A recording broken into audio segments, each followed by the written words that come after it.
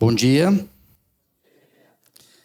que alegria poder estar com vocês aqui, juntos nos unirmos nesse culto de louvor e adoração a Deus. Eu sempre gosto de falar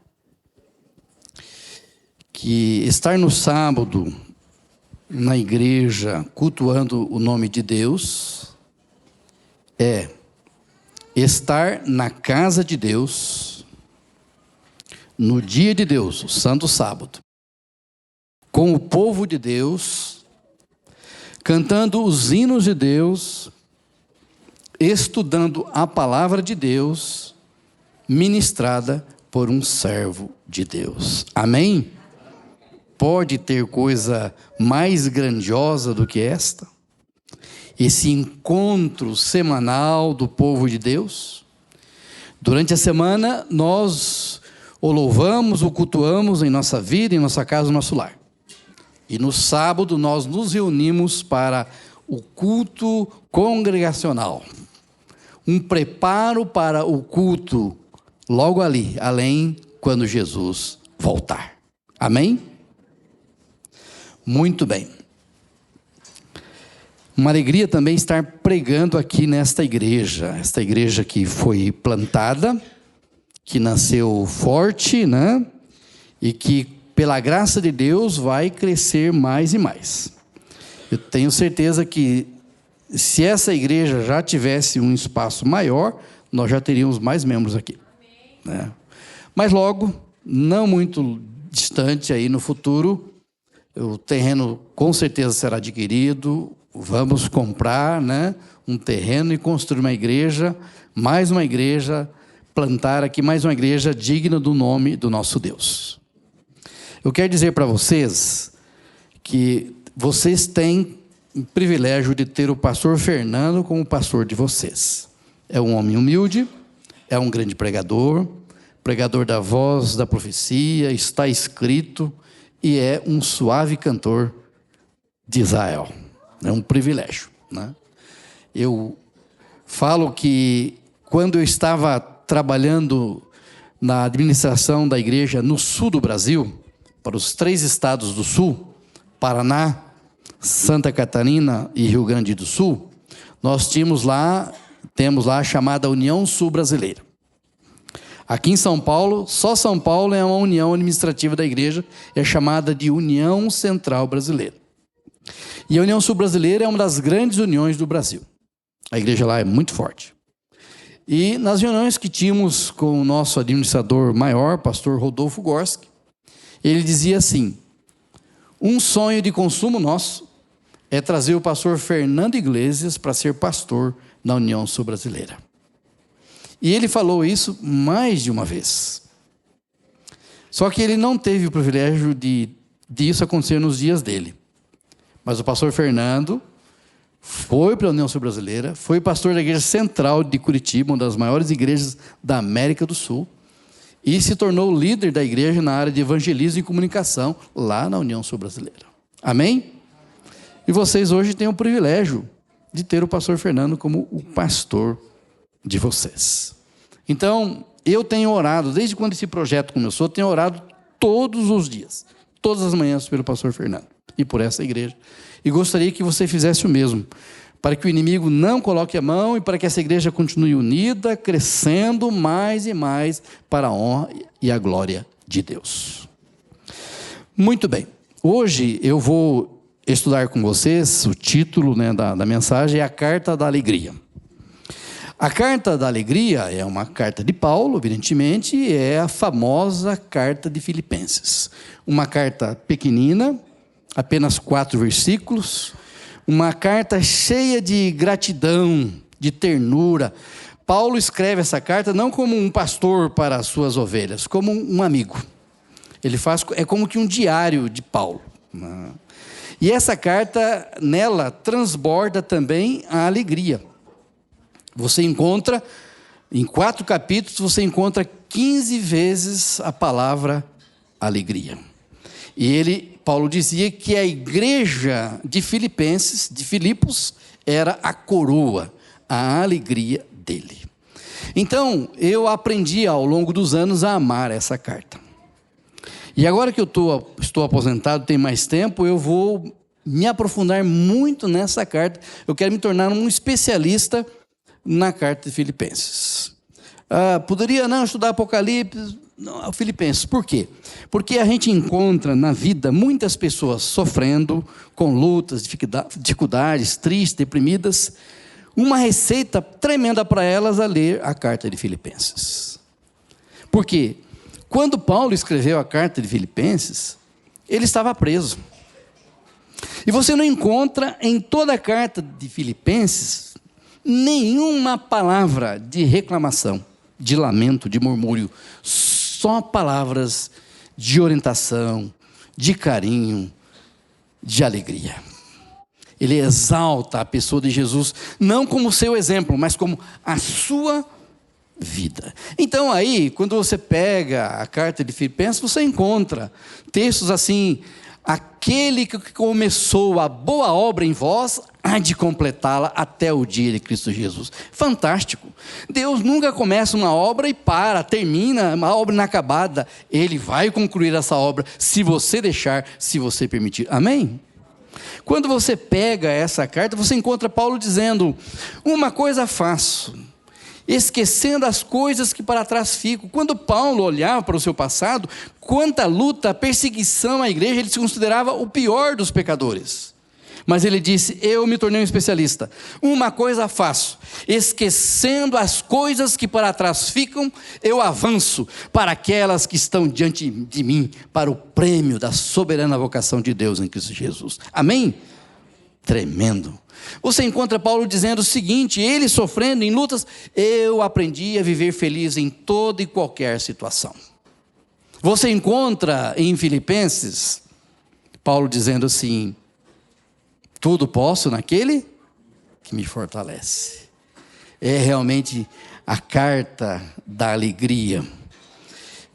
Se eu tiver que decorar, eu repito, um livro da Bíblia, eu vou decorar Filipenses.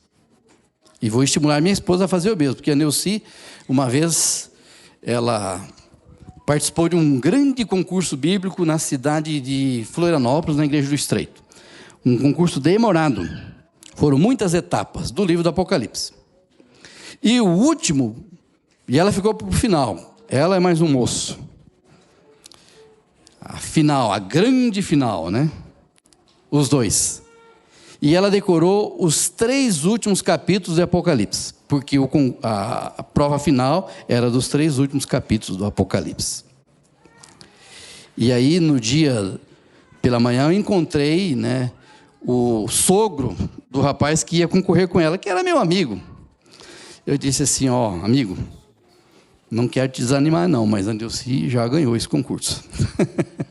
Ele falou: como? Como é que você tem certeza?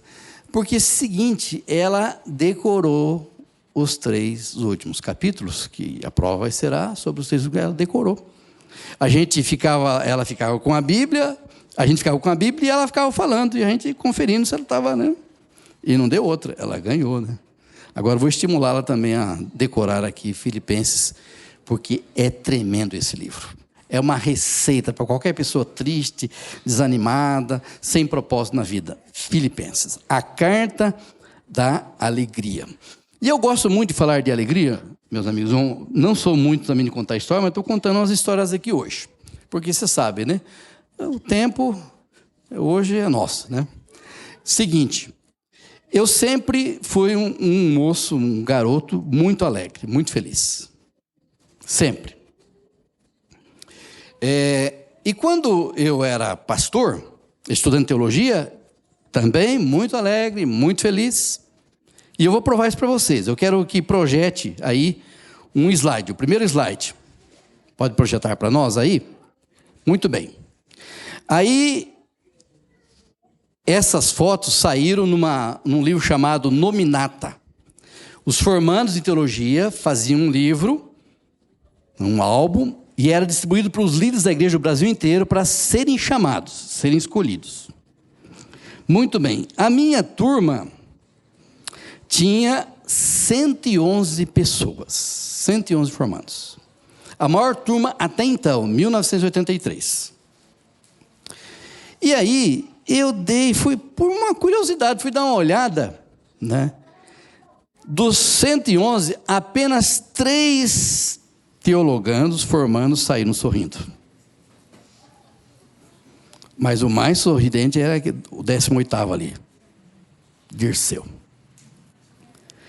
Mas eu vou provar mais isso ainda aí, ó. Passa o outro slide.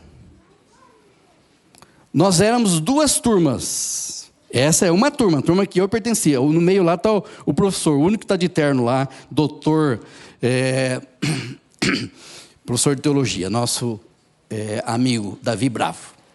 Então, essa é a minha turma. Tinha uma outra turma, é a quantidade dessa aí. Agora, a outra foto, porque daí eu quero destacar aí, ó. Olha o camarada sorrindo ali, ó. Dando risada. Aí, se você olhar, tem um outro ali querendo dar risada ali, o Gurgel, tem um ali querendo dar risada ali, mas o bigode meio que escondeu, né? Mas o companheiro estava ali na frente, exibido, dando risada, né? E esse sorriso, essa alegria, funcionou, rendeu. Porque por ser a maior turma, foi a primeira grande crise de chamado no Brasil. E Deus foi tão gracioso comigo, irmãos, que eu recebi 4 chamados para ser pastor. Na crise de chamado. 2 chamados era já para ir para um departamento, aqui em São Paulo, na Paulista Central, que todo São Paulo é 2 associações. Uma sede lá em Campinas, Paulista Central, e outra no Brooklyn, que era a Paulista Leste. Não aceitei esse chamado, eu era solteiro. Falei, não, é muito para mim. Um chamado para ser distrital em Santa Catarina. Era solteiro. Também não vai ser legal. Pastor solteiro, pega um distrito. Aí aceitei o 4º chamado. Ser pastor de Bíblia e pastor auxiliar em Guarapuava. Aí eu tinha que dar aula de Bíblia todo dia. Não tinha nenhuma janela, todas as aulas. E Deus foi muito maravilhoso, porque foi ali em Guarapuava, porque os colegas diziam, mas você escolheu o pior chamado? Os melhores você deixou, escolheu o pior? Mas Deus é bom, hein? Porque foi ali em Guarapuava que eu conheci a Neuci, que era professora da escola, eu dava aula, ficava de olho nela, né? Conheci a Neuci, nós nos tornamos namorados, noivos, nos casamos e hoje temos uma família. Aí surgiu e veio o Teilson e a Thailys. Tá? Deus dirige tudo, né?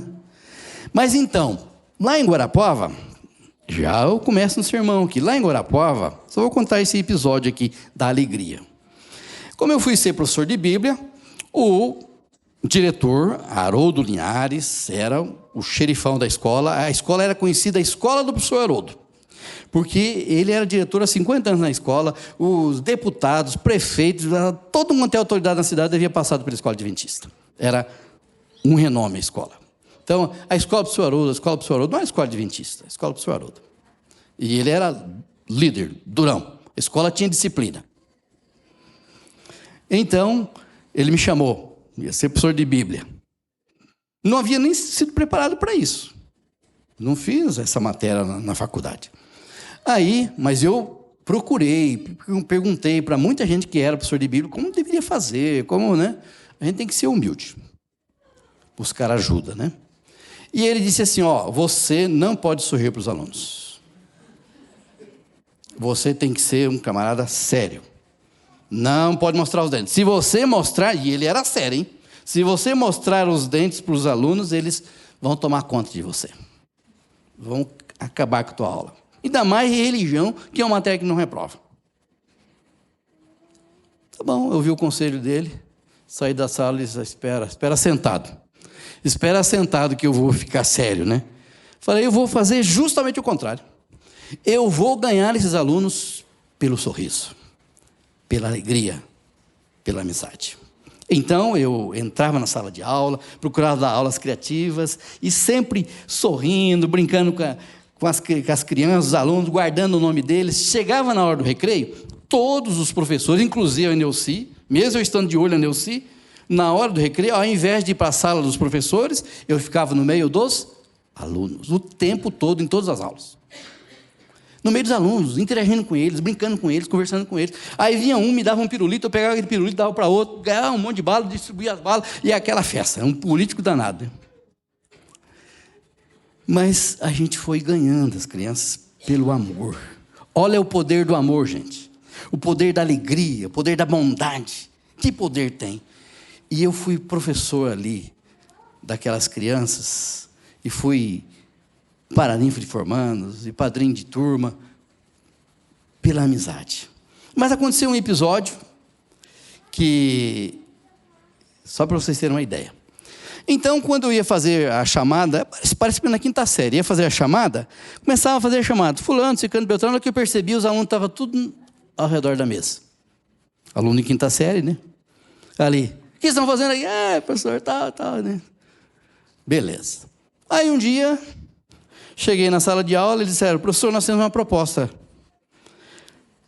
para o senhor. Qual que é a proposta? É a seguinte, nós duvidamos que o senhor consiga dar a aula para nós, sério, sem dar um sorriso. Nós duvidamos. Nós queremos fazer uma aposta. Eu falei, não, mas eu consigo. Não, então vamos fazer uma aposta.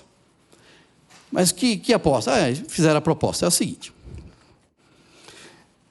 Se o senhor chegar na sala de aula, durante toda a aula, o senhor conseguir ficar sério e não der nenhum sorriso, aqui, a classe tinha mais de 40 alunos. Cada aluno aqui vai pagar um salgadinho para você, quer dizer, cada dia você ganhar um salgadinho pago por um. Beleza, hein? É solteiro, né? Tinha que me virar com comida, né? Olha aí.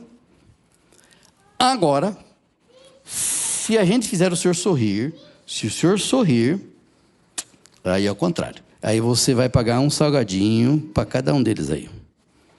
Negócio fechado. E é amanhã, porque no outro dia já tinha aula. Negócio fechado, combinado, e eles já ganhamos, e brincavam, e batiam a mão no outro, e já ganhamos, já está no papo, aquela coisa toda de criança, quinta série e tal. E foi. No outro dia, entrei na sala de aula. Eu sempre fazia chamada, tinha que fazer chamada, né? Era normal. Eu levei uma folha. Entrei e disse assim, não olhei para eles, entrei e disse, hoje eu não vou fazer chamada. Mas como não, pastor? Não, que hoje é o seguinte, eu vou pegar essa lista, vou colocar aqui, vai passando de carteira em carteira, né? E aí vocês vão colocar no nome, porque aí é a chamada. Você colocou o nome, então não precisa fazer chamada, porque eu não podia olhar para eles, né? Que eles ficavam com brincadeiras e tal, para fazer eu dar risada. E quando chegar ali no final, deixa ali, que depois eu pego a folha. Não, mas professor, mas assim não está certo, ninguém faz assim. Não, mas a gente tem que ser criativo, inventar coisa diferente. Falei o seguinte, ó, e vamos para o quadro. E eu não olhava para eles, vamos para o quadro, porque hoje tem ditado aqui no quadro. Vou escrever muito aqui no quadro, e o que eu vou escrever no quadro vai cair na prova. Então, tem que escrever, preste atenção. E aí peguei o giz e comecei a escrever. Eu comecei a escrever, eles, professor, não estou entendendo o que o senhor está escrevendo. Mas que isso? Minha letra é bonita, e você não está entendendo? Qual que é a tua dúvida? Não, mas essa palavra, pergunta daí. Não, professor, olha aqui. Não olhava. E escrevendo. E foi, irmãos. Amigos, escrevendo, escrevi até ali no quadro, fiquei ali no quadro, até que deu o apito final. Deu o apito final. Peguei, olhando para baixo, juntei minhas coisas na mesa, fui até a porta, abri a porta para sair, aí a porta, só uma frestinha, eu falei assim, amanhã eu como o meu primeiro salgadinho. Ai, meus irmãos. Depois teve um recreio, eu encontrava aquelas crianças, professor, mas que coisa, professor, e aquela coisa. Alegria, irmãos, alegria. Eu sobrevivi como professor de Bíblia pela alegria, pelo sorriso e pela bondade. Então a carta de hoje, ela me inspira muito, né? É a carta da alegria. Abra a sua Bíblia em Filipenses 4, verso 4. Filipenses 4, verso 4. Deixe a Bíblia aberta aí, eu sei que está meio escuro, mas dá para abrir, dá para olhar no celular, no iPad, né? Filipenses 4 diz assim, na minha tradução, que é a Revista Atualizada: alegrai-vos sempre no Senhor. Outra vez eu digo, alegrai-vos. Olha aí. Paulo, no último capítulo, já terminando a carta, ele dá um recado, uma ordem. Ele já falou muito de alegria, ele diz assim: alegrai-vos sempre no Senhor. Outra vez eu digo, alegrai-vos. Tem uma outra versão, revista e corrigida, que diz, regozijai-vos sempre. Quando meu filho era garoto, nós o auxiliamos a decorar muitos versos bíblicos. E ele decorou muitos, dezenas de versos bíblicos. E a gente às vezes ia para eventos, encontros, e ele ia nesses eventos e recitava aquele. Ele tinha acabado de aprender a falar, recitava esses versos. E aí quando ele falava esse, regozijai-vos sempre, ele sempre dizia, regozijai-vos sempre, né? E levantava a mão. Não tem como esquecer, né? Regozijai-vos sempre. Alegrai-vos sempre, outra vez digo, alegrai-vos. O pastor de vocês, o pastor Fernando, gosta muito de fazer perguntas no sermão.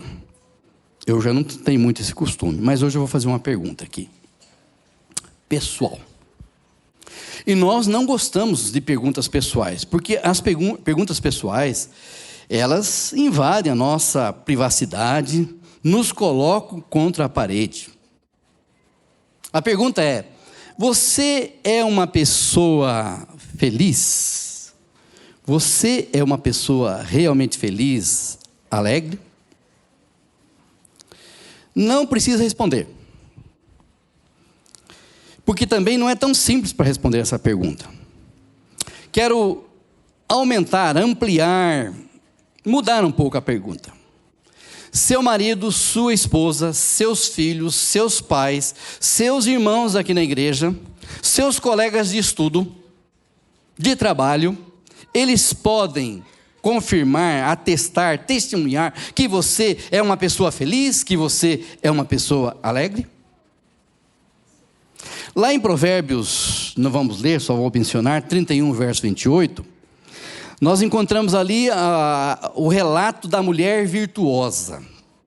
E ali a Bíblia diz que os filhos da mulher virtuosa diziam o seguinte: mamãe é uma mulher feliz, ditosa. Tremendo, né? Testemunho vindo de outros, dos filhos. Bom, é provável que a esta altura você já esteja aí criando alguns mecanismos de defesa. Tipo, o pastor está falando isso porque o pastor não conhece a minha vida, não conhece a minha história. Ah, porque se eu contar para o pastor a minha história, a minha vida, eu contando a minha história, até pedra chora. Ou você pode argumentar, dizendo o seguinte: como é possível ser feliz, alegre, num mundo de tantas lutas, problemas e dificuldades? Aí eu volto a falar o que eu falei de Paulo. Pense, quando Paulo falou essas palavras, alegrai-vos sempre, outra vez eu digo, alegrai-vos sempre. Paulo não estava hospedado num hotel 5 estrelas em Roma. Não. Paulo estava, meus irmãos, preso. E ali, além de preso, Paulo estava algemado. Paulo estava com o pé na sala do martírio. Paulo, meus irmãos, estava com um pé na sepultura. Paulo estava com a cabeça debaixo da espada de Roma. Mas ele escrevendo para os seus amados filipenses, ele diz, alegrai-vos sempre. Outra vez eu digo, alegrai-vos. E aí Paulo apresenta aqui 3 verdades. A primeira verdade: a alegria do cristão não é uma opção, uma alternativa. A alegria do cristão é uma ordem. Observe que aqui alegria não é substantivo. Alegria aqui é verbo. E verbo no imperativo, alegrai-vos. Isso porque, meus irmãos, o evangelho que alcançou você e eu, a nós todos, diz a Bíblia, é um evangelho de grande alegria. Lembrem, lá na Bíblia, nos evangelhos, quando os anjos vieram a anunciar para os pastores o nascimento de Jesus, os anjos chegaram para os pastores e disseram assim: eis que nós trazemos para vocês novas do quê? De grande alegria. Amém? Não, alegria pequena, grande alegria, imensa alegria. Eis que nós trazemos para vocês novas de grande alegria. É que hoje nasceu em Belém o Salvador, que é Cristo. Amém, meus irmãos? Alegria para você, para mim, para você criança, você jovem, alegria para todos nós. Sim.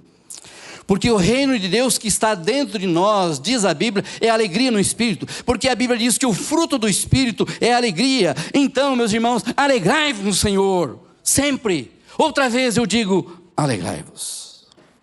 Se você não é feliz, vou dizer uma coisa séria.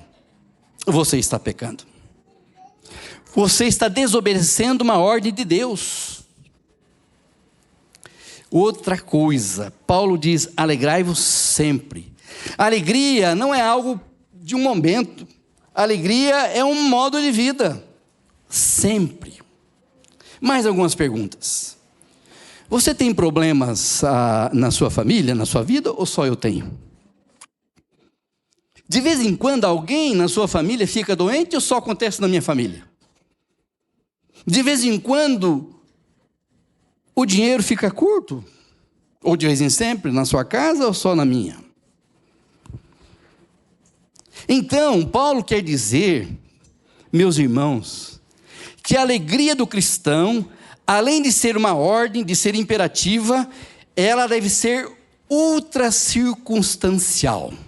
Simples, ela tem que estar acima, além das circunstâncias. Porque ser alegre, quando todos os ventos sopram a favor, ser alegre quando tudo vai bem, até ateu consegue.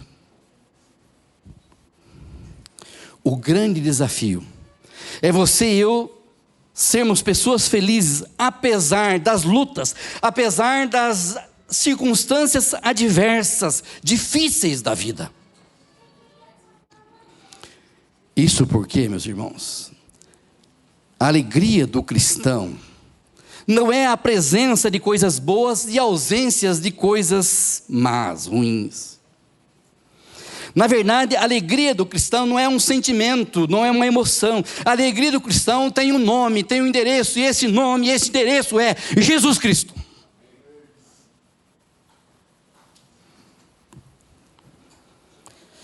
Ela, a alegria do cristão, procede de Deus, é sustentada por Deus, é consumada por Deus. Meus irmãos, o mundo jamais pode dar essa alegria. Mas a pessoa que tem essa alegria, o mundo jamais pode tirar dela essa alegria. É por isso que Paulo diz, alegrai-vos sempre no Senhor. A alegria do Senhor, meus irmãos, deve ser a sua e a minha força. Assim, se você tem Jesus, você é feliz. Se você não tem Jesus, você não é uma pessoa feliz. Se você não tem Jesus, você pode desfrutar de momentos felizes, mas você não é uma pessoa feliz, porque a felicidade é Jesus.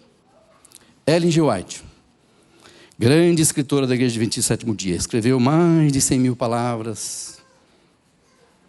Era uma pessoa alegre, feliz. Uns olham, as fotos da escritora Ellen White e dizem assim, mas ela está sempre fechada, de olho, de semblante sério, né?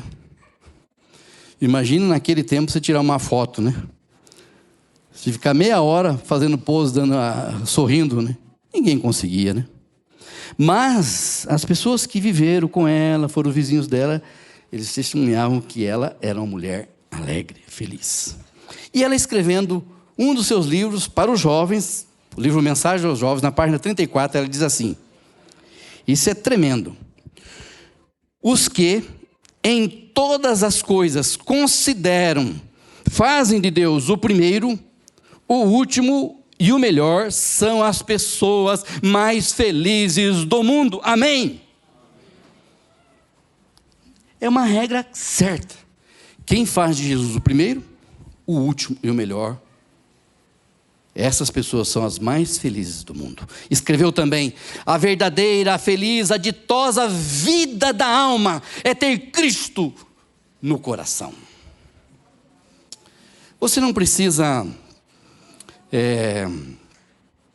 ser um psicólogo, ter muito conhecimento da alma humana para constatar de uma coisa: nem todos os seguidores de Cristo, crentes salvos pela graça de Jesus, estão desfrutando dessa alegria genuína, verdadeira, profunda. Alegria que o apóstolo Pedro chama de indizível, não dá para dizer, e cheia de glória.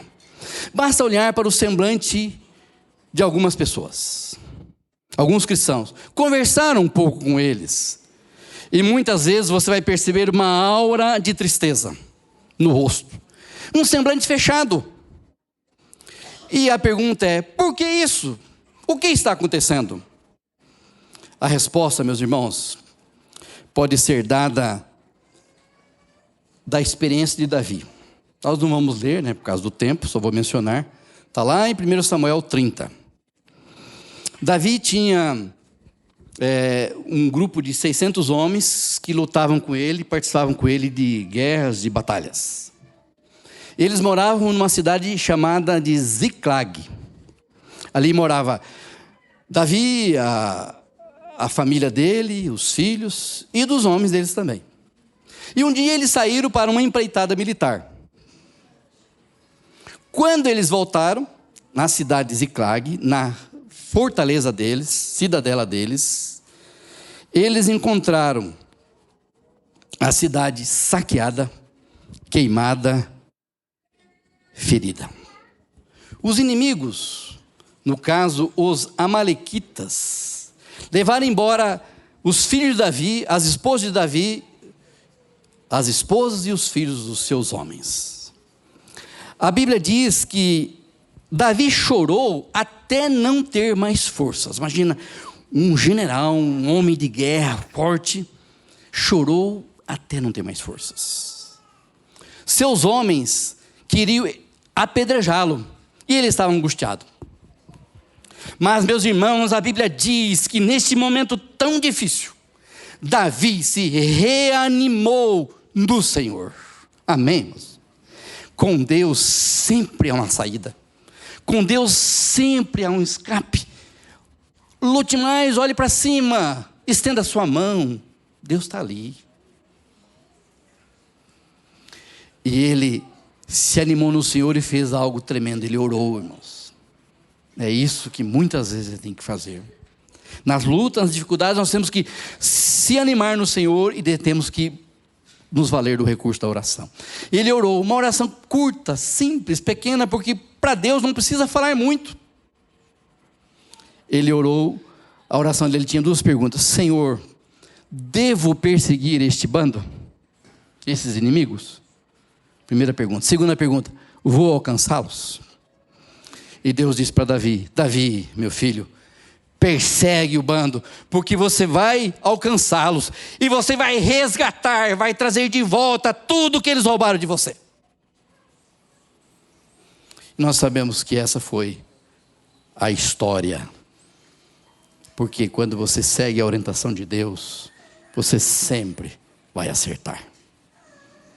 Talvez você que está aqui nesta manhã, teve em algum momento da vida, ou terá, porque você diz: não, está tudo bem comigo. Mas e o futuro? A Bíblia diz: no mundo tereis aflições.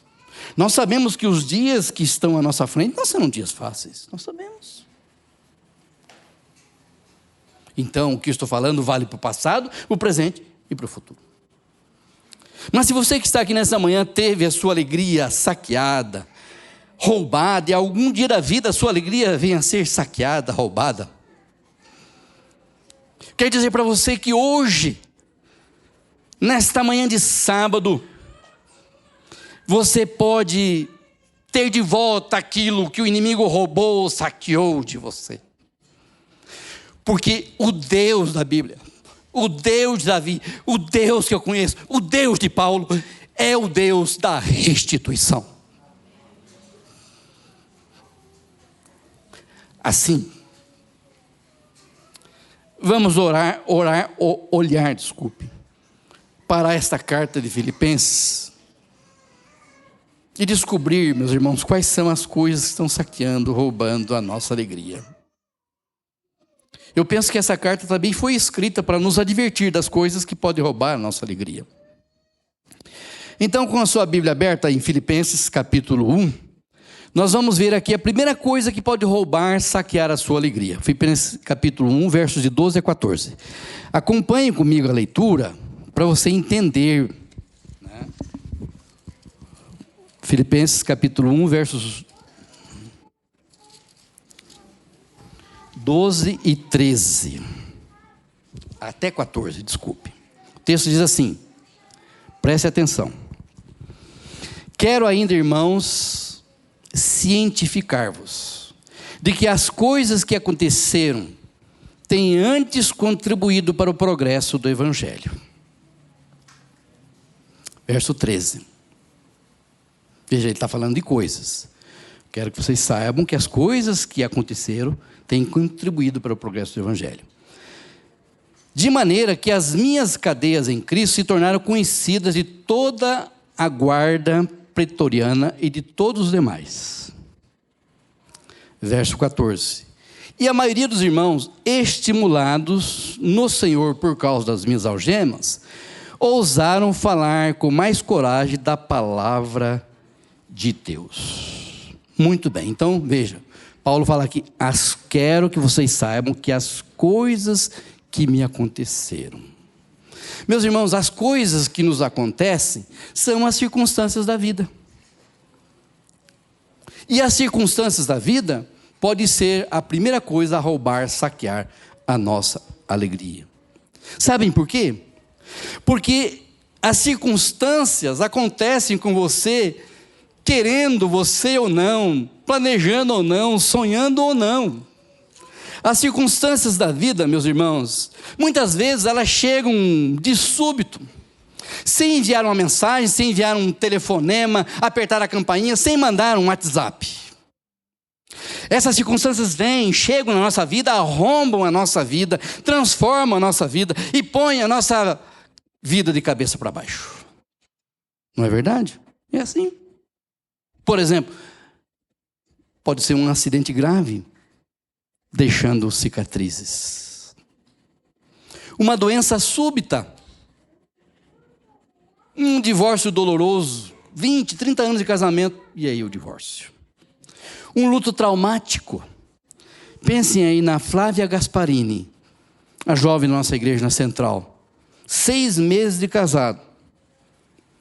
Marido, 35 anos, forte, jovem, 6 meses de casado. Ele estava há 3 meses no hospital. 3 meses. Eu fui diversas vezes lá visitá-lo. Quando ela estava lá, ou sozinho, eu ia lá, passava momentos com ele lá, orando por ele. Terça-feira ele faleceu. Quinta-feira ela mandou uma mensagem para mim. Ela disse assim, pastor, eu choro dia e noite. Como é que eu vou viver sem o amor da minha vida? Luto traumático. Circunstâncias da vida. Uma perda financeira radical. Uma decepção amorosa. É uma situação que você não esperava, não planejava. Mas de repente aconteceu e transtornou a sua vida. Ou pode transtornar a sua vida. Eu estou falando para o momento e para o futuro. Aí, se você não tomar cuidado, essas circunstâncias poderão levar a sua paz, a sua alegria, roubar, saquear a sua alegria. Pense numa pessoa, vai ao médico, um exame de rotina, e de repente descobre que está com uma doença grave, aparentemente, humanamente incurável. Se não tomar cuidado, isso vai roubar toda a alegria. A pessoa prepara uma filha para um casamento. O pai, todo amor, todo carinho, leva a filha no dia. A alegria, entra ali com a filha, para logo descobrir que aquele príncipe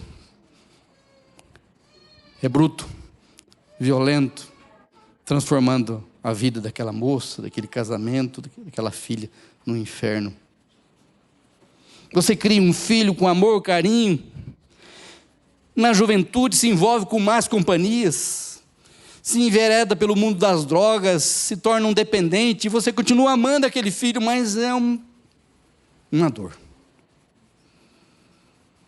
Eu não sei, meu irmão, as circunstâncias que assaltam a sua alma, nesta manhã que ronda o seu coração, os problemas que atingem a sua família, mas eu sei de uma coisa: se você não tomar cuidado, eu repito, isso vai roubar, saquear a sua alegria.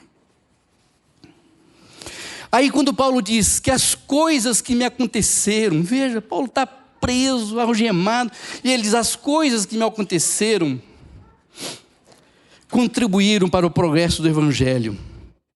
Então eu tenho que perguntar para Paulo: Paulo, o que foi que aconteceu com você?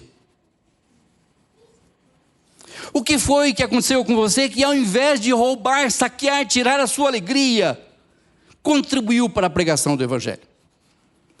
E então, meus irmãos, Paulo poderia fazer um resumo para nós, e esse resumo é tremendo. Ele diria assim: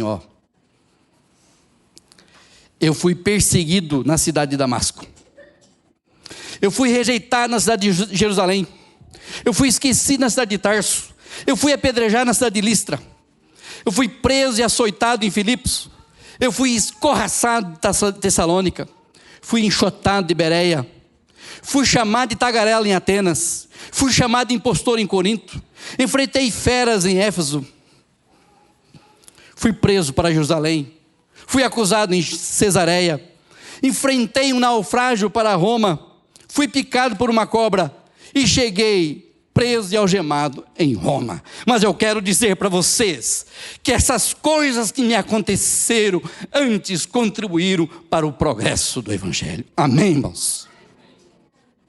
Não. Este homem, Paulo, ele não crê no acaso, ele não crê em sorte, feitiço, sexta-feira 13, olho gordo. Ele sabe que Deus dirige a sua vida, Deus dirige o seu destino, e que a vida dele está nas mãos de um Deus vivo, e que para ele não há acaso, mas sim sabedoria, divina providência. Amém? Então ele pode dizer assim: todas as coisas contribuem para o bem daqueles que amam a Deus. Porque ele está preso em Roma, duas coisas aconteceram. Ele narra isso, meus irmãos, em Filipenses 1, versos 13 e 14. Vamos ler de novo? Porque ele está preso em Roma, o que aconteceu? Vou ler de novo, para a gente entender bem. De maneira que as minhas cadeias em Cristo se tornaram conhecidas de toda a guarda pretoriana e de todos os demais. A maioria dos irmãos, estimulados no Senhor por minhas algemas, ousam falar com mais coragem da palavra de Deus.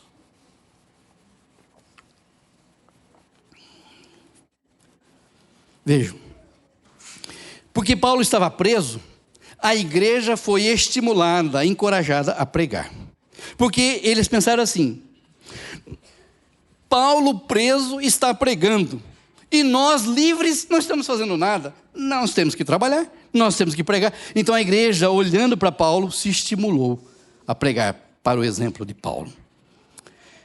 Ray Stedman, um grande escritor, já não vive mais, escritor de teologia, ele cita um método eficaz para o crescimento da igreja. Diz que é o método mais eficaz que tem. Eu não gosto desse método. O método que ele cita, eu odeio. Sabe qual que é o método? Ele diz assim: quer ver a igreja crescer? Coloca os pastores na cadeia. prende os pastores. E a igreja vai ter que trabalhar. Prende os pastores e a igreja vai ficar dependendo dos pastores. Prende os pastores e a igreja vai se expandir e o evangelho vai se espalhar. Meus irmãos, foi assim que o evangelho se espalhou em Roma, com Paulo preso. Porque Paulo estava preso, ele diz aqui, que toda a guarda pretoriana foi evangelizada, bem como os demais membros do palácio. Meus irmãos, o que era a guarda pretoriana? Era a guarda de elite do imperador. Eram 16.000 soldados selecionados da mais alta patente do império. Gente que transitava nos corredores do palácio. Gente que tinha influência política ali no império. E Paulo estava acorrentado a um soldado, ou às vezes 2, em 3 turnos. De manhã, de tarde, de noite, todos os dias. Então, todos os dias, em 3 turnos, às vezes 2 soldados, um soldado estava acorrentado ao lado de Paulo. Um de manhã, ou 2 de manhã, à tarde e à noite. Quando terminou, meus irmãos, esse período de 2 anos, porque Paulo, quando ele estava com o preso ali do lado dele, o que Paulo fez? Vou pregar para eles. Está preso aqui do meu lado? Está evangelho. Evangelho em você. Bíblia em você. Evangelho, evangelho, evangelho. E o preso, o soldado não podia fazer nada. Ele tinha que ouvir. E Paulo, que manjava muito de Bíblia, pregava de manhã, de tarde, de noite, todos os dias, um auditório garantido. Depois de 2 anos, meus irmãos, de prisão, Paulo fala que toda a guarda pretoriana foi evangelizada e outros demais pessoas. Por isso, que quando ele está terminando o livro de Filipenses, capítulo 4, verso 22, leia aí. Vale a pena ler. Olha o que ele diz, as penúltimas palavras de Paulo. Todos os santos vos saúdo, especialmente os da casa de César. Amém, irmãos? Gente já convertida, santos, pela pregação de Paulo. Nero não sabia, mas Deus havia constituído Nero como o presidente da missão estrangeira de evangelização, porque colocou ali dentro do império o maior pregador que Deus tinha, o maior missionário que Deus tinha, e colocou um auditório diante dele. Se Paulo estivesse solto, meus irmãos, jamais esta elite militar teria sido alcançada. Vejam, meus irmãos, como são os caminhos de Deus. Porque Paulo estava preso, uma segunda razão porque a igreja cresceu. Porque Paulo estava preso, ele não podia viajar como ele gostava, como desejava. Ele, por exemplo, ele queria ter chegado em Roma, pregado em Roma, e de Roma ir para a Espanha, para pregar em Espanha. Mas ele chegou em Roma preso, impossibilidade de pregar. Bom, já que ele não podia ir visitar as igrejas, ele começou, estava preso, algemado, ele começou a escrever cartas. E aí aparecem as cartas da primeira prisão de Paulo: Efésios, Filipenses, Colossenses e Filemão. Cartas, meus irmãos, que até hoje abençoam a nossa vida. Estamos aqui estudando Filipenses, joias preciosas da Bíblia, e nós não teríamos essas cartas, nós não teríamos essas joias se Paulo não tivesse sido preso. Meus irmãos, os planos de Paulo foram frustrados. Ele não queria chegar lá preso, mas os planos de Deus jamais foram frustrados. Por quê? Porque os caminhos de Deus são mais altos e melhores do que os nossos. Meus irmãos, nós temos que olhar para as circunstâncias da vida na perspectiva da providência, da soberania divina. Porque nós não cremos no acaso, já falei isso, repito. E nós sabemos que nenhum fio de cabelo pode cair ou ser tocado sem que Deus permita, sem que Ele tenha um propósito. Assim, quando você achar que a sua vida está de cabeça para baixo, Crê em Deus, porque Ele pode estar escrevendo a história mais fascinante da sua vida.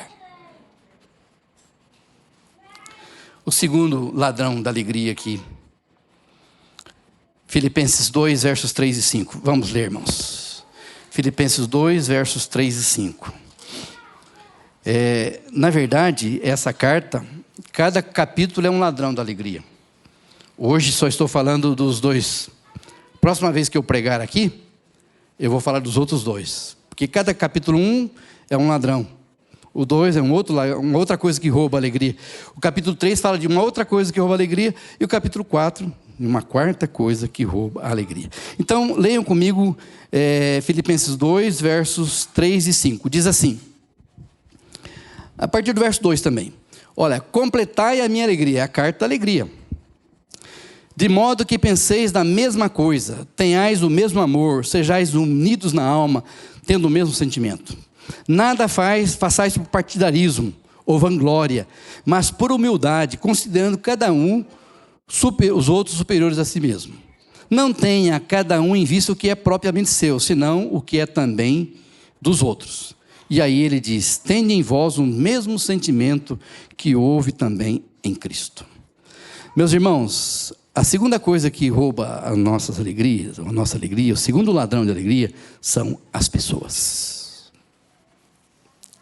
E eu quero dizer para vocês que a gente chora mais, sofre mais por causa das pessoas do que por causa das circunstâncias. As pessoas nos fazem chorar mais do que as circunstâncias. Sabe por quê? Porque as pessoas nos decepcionam. Mas também, não se esqueça, nós também decepcionamos as pessoas. Assim, não existe vida saudável, casamento saudável, igreja saudável, família saudável, sem o exercício do perdão. Nós não viemos de uma família perfeita, nós não somos perfeitos, nós não temos um casamento perfeito, nossos filhos não são perfeitos, a nossa igreja não é perfeita. Por isso, meus irmãos, nós erramos. Por isso, podemos ter queixas uns dos outros, nós somos humanos. O perdão é uma necessidade vital para a alegria. Ninguém consegue ser alegre, feliz, se não perdoar. É fácil falar de perdão, mas perdoar é difícil. É fácil pregar um sermão sobre o perdão, até que você tem que perdoar alguma pessoa. Mas Jesus nos ensina que eu não posso adorar, que eu não posso ofertar, que eu não posso orar, meus irmãos, se eu não perdoar. Quando você estiver orando e você lembra que tem um caso, levanta e vai resolver o caso. Ele disse, perdoa as nossas dívidas, assim como nós perdoamos aos nossos devedores. Quem não perdoa, derruba a ponte pela qual vai ter que passar um dia. Aliás, meus irmãos, o que a gente sempre costuma falar, né? Já um chavão, mas vou repetir aqui. A questão do perdão é uma questão de bom senso. Porque a pessoa que guarda rancor, mágoa dentro do coração, ela está tomando veneno, esperando que o outro morra. Não vai. O outro não vai morrer. Quem vai morrer é você, por causa do veneno, da mágoa, do rancor que você está acumulando no coração. Essa pessoa inimiga, ou essa pessoa que você não perdoa, ela vai controlar a sua mente, suas emoções 24 horas por dia. Você vai conviver 24 horas por dia com essa pessoa, a pessoa que você menos quer andar conviver. Você vai chegar em casa cansado para dormir. A pessoa vai deitar do teu lado e não vai deixar você dormir. Muito bem. Você vai sentar-se à mesa para comer, a pessoa vai sentar do teu lado e vai tirar o teu apetite. Você vai pegar o carro, vai sair por uma viagem de férias, ele vai pegar carona com você e vai arruinar, estragar as suas férias. A única maneira de ficar livre é perdoar. Não perdoar, falta de perdão é autodestruição. E eu quero dizer para vocês que o perdão é uma força tremenda. O perdão, meus irmãos, é maior, muito maior do que o ódio. O perdão cura, limpa, restaura, liberta. O perdão é a faxina da mente, a alforria do coração, a asepsia da alma. Perdoar é lembrar sem sentir dor. Eu só pude, meus irmãos, entender bem essa questão do perdão quando, há muito tempo, eu li a parábola do credor incompassivo. Na verdade, eu li muitas vezes essa parábola. Eu li a parábola e não entendia. Vocês lembram da parábola, né? O rei lá, reuniu os seus súditos e foi acertar contas. E chegou diante dele um que devia para ele 10.000 talentos. Ele disse: você tem que me pagar. Eu não tenho como me pagar. Não, então se você não pode me pagar os 10.000 talentos, eu vou vender você, a sua esposa, seus filhos e os seus bens, até que você me pague. E ele caiu de joelhos e disse: me perdoa, que eu te pagarei. E a Bíblia diz que o rei disse: tudo bem, você está perdoado. Porém, quando aquele servo saiu dali, ele encontrou um conservo, que lhe devia, não 10.000 talentos, lhe devia 100 denários. E ele chamou: olha, você tem que pagar o que me deve. Não tem como, me perdoa. No seu tempo eu pagarei. Não, você tem que me pagar.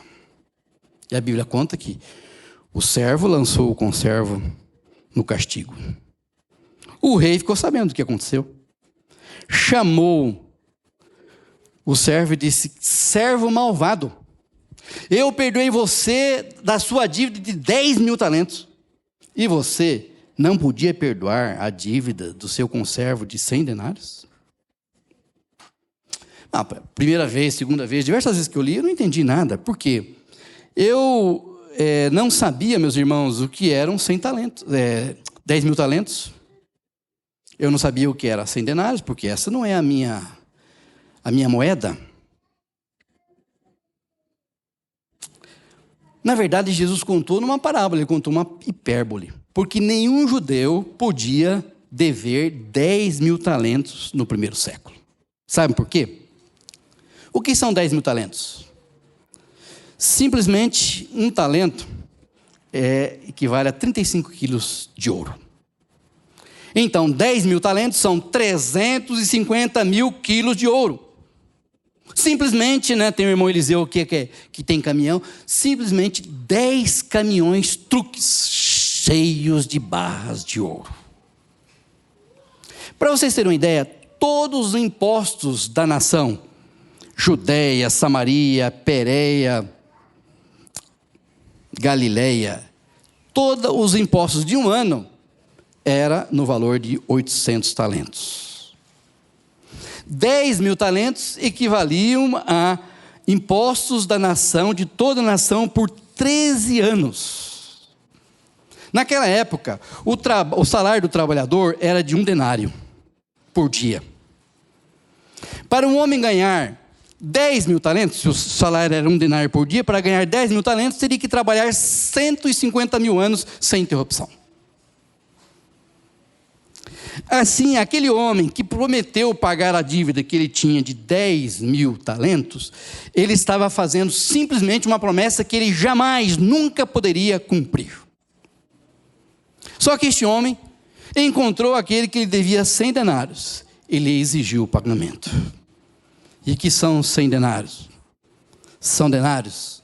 São 3 meses, 10 dias de salário. Apenas isso. 100 dias de serviço. Isso são 100 denários. Qual é a proporção de 10.000 talentos para 100 denários? 10.000 talentos são 600.000 vezes mais do que 100 denários. Quem recebeu um perdão de 600.000 vezes maior, não consegue conceder um perdão de 600.000 vezes menor. Sabe o que Jesus quis ensinar com essa parábola? Você, meu irmão, me ouça aí agora. Nós estamos caminhando para o final. Você nunca poderá dizer: eu não perdoo fulano, Beltrano, porque eu fui muito machucado, muito maltratado, muito humilhado. Porque a Bíblia diz que se nós não perdoarmos os outros Assim como Cristo nos perdoou, Deus também não nos perdoará. Perdoa as nossas dívidas como nós perdoamos. Meus irmãos, Deus perdoou a nossa dívida completamente. Amém? Bendito seja Deus, a Deus. A Bíblia diz que Deus perdoa os nossos pecados e não mais se lembra. Glória a Deus, meus irmãos. E eu tenho encontrado muitas pessoas que dizem assim: Deus perdoa e não mais se lembra, então eu não consigo perdoar porque eu continuo me lembrando. Você não esquece mesmo? Se você não esquece, eu tenho uma boa notícia para lhe dar. Isso significa que você não tem amnésia. As pessoas pensam que quando Deus diz assim, que Ele perdoa e esquece, que Deus tem amnésia. Meus irmãos, Deus não tem amnésia, Deus é onisciente, Deus sabe todas as coisas. Então o que a Bíblia quer dizer que Ele perdoa e esquece? Simples. A Bíblia quer dizer que Deus nunca mais joga no seu rosto aquele pecado que Ele já perdoou de você. Amém, irmãos? Glória a Deus. Deus nunca cobra uma dívida que Ele já perdoou. Quando Ele perdoa, você pede perdão sinceramente, então apaga, esquece.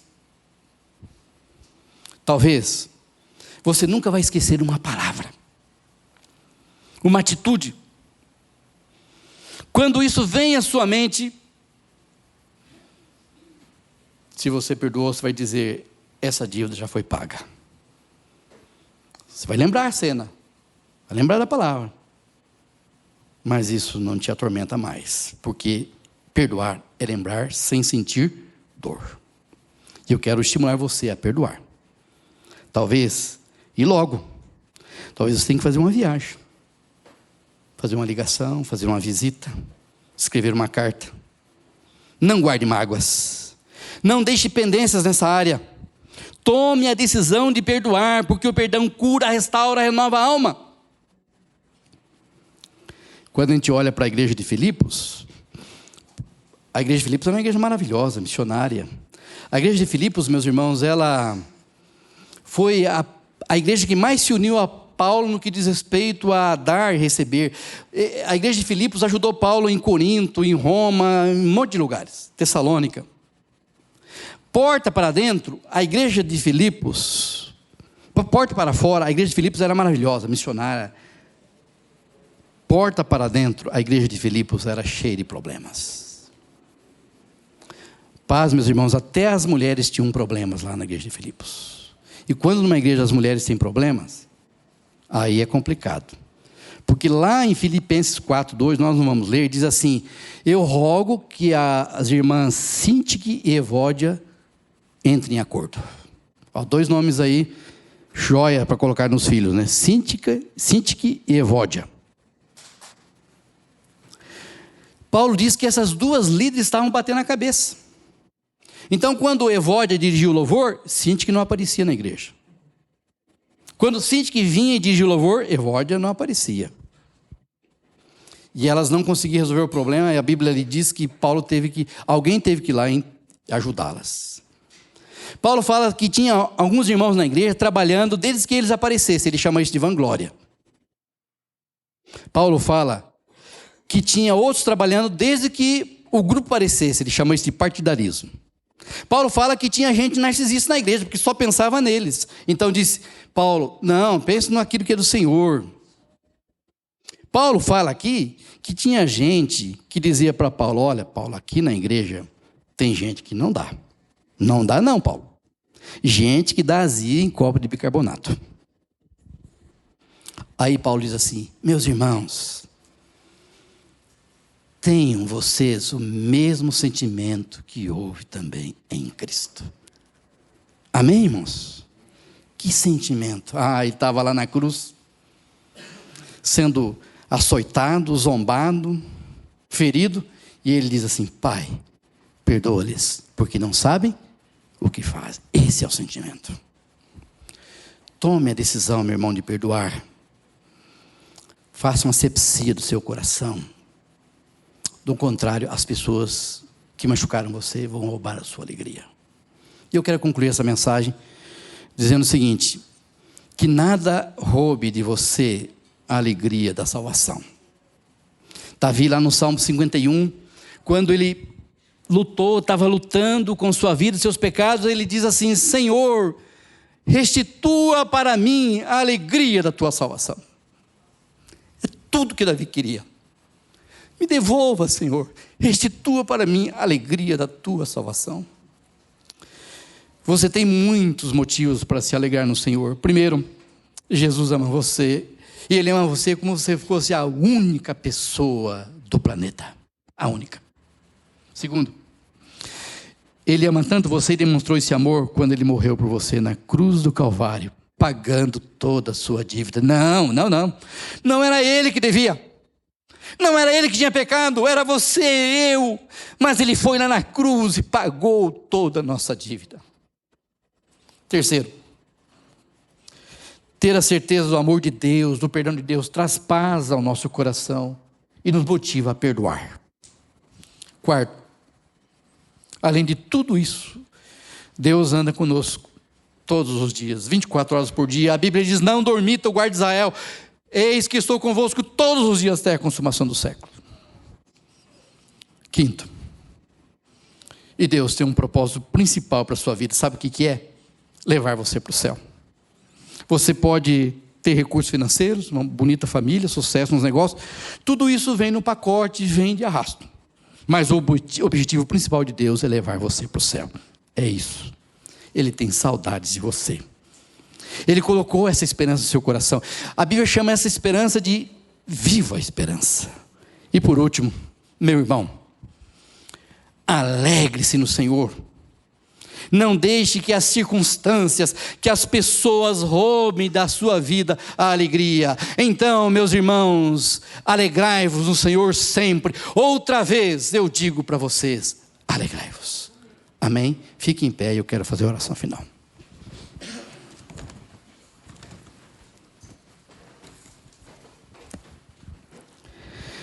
Querido Pai, nosso bondoso Deus, obrigado por esses momentos de comunhão contigo, a tua palavra, mais uma vez aprendendo do teu servo, maior evangelista que esse mundo conheceu, teu servo tão fiel, o apóstolo Paulo. Obrigado pela carta de Filipenses que ele escreveu quando estava preso e que tem abençoado o mundo através dos séculos. Que essa carta de Filipenses, a carta da alegria, possa abençoar a nossa vida também. Possamos estudar mais essa carta, meditar mais nela e tirarmos força, Senhor Deus, para vencermos as lutas e dificuldades da vida. Senhor, dá-nos a alegria da tua salvação. Que nada roube a nossa alegria. Restitua para nós a alegria da salvação, Senhor Deus.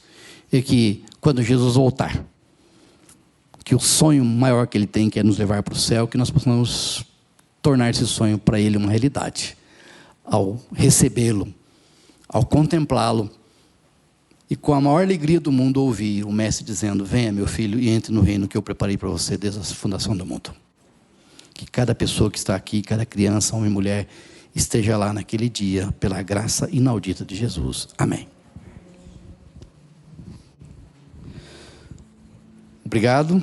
Deus abençoe, que vocês continuem tendo um sábado maravilhoso, experimentando a alegria no Senhor.